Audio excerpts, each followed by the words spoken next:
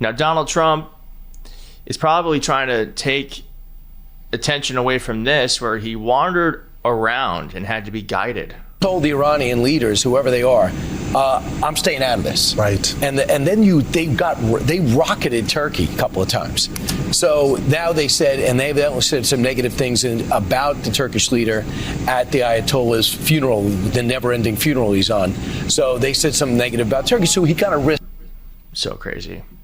It's just so crazy to me. Trump's dementia is out of control. His brain is mush. He's running around like a broken Roomba.